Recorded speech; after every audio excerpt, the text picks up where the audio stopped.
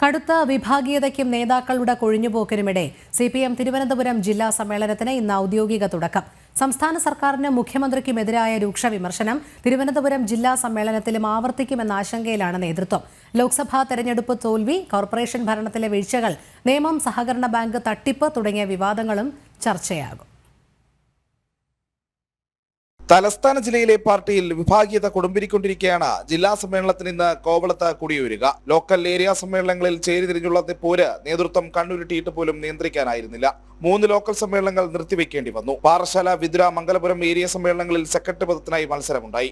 മുതിർന്ന നേതാക്കളുടെ നേതൃത്വത്തിലാണ് വിഭാഗീയ പ്രവർത്തനങ്ങൾ എന്നതിനാൽ സംസ്ഥാന നേതൃത്വത്തിനും കാര്യമായി ഒന്നും ചെയ്യാനാകുന്നില്ല. ജില്ലാ സെക്രട്ടറി വി ജോയിക്കെതിരെയും എതിർപ്പ് രൂക്ഷമാണ്. ജോയ് തന്നെ സെക്രട്ടറിയായി തുടരുമെങ്കിലും ജില്ലാ കമ്മിറ്റിയിലും സെക്രട്ടേറിയറ്റിലും മാറ്റങ്ങൾ പ്രതീക്ഷിക്കുന്നു. മംഗലപുരം ഏരിയ സെക്രട്ടറി മധു മുല്ലശ്ശേരിയുടെ BJP പ്രവേശനമാണ് സമ്മേളന കാലയളവിൽ CPM-നേറ്റ ഏറ്റവും വലിയ തിരിച്ചടി. വഞ്ചൂരിൽ റോഡിൽ സ്റ്റേജ് കെട്ടിയതിലെ കോടതി വിമർശനവും നാണക്കേടായി.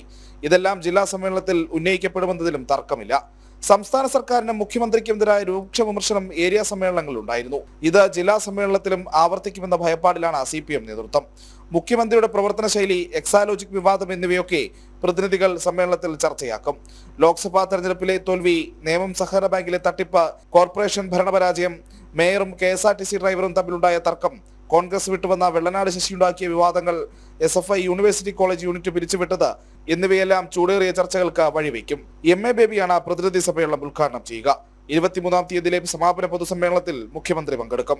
സംസ്ഥാന സെക്രട്ടറി MV ഗോവിന്ദൻ 3 ദിവസവും സമ്മേളനത്തിൽ തുടരും. പ്രജിത് മോഹനൻ, ജനം, തിരുവനന്തപുരം.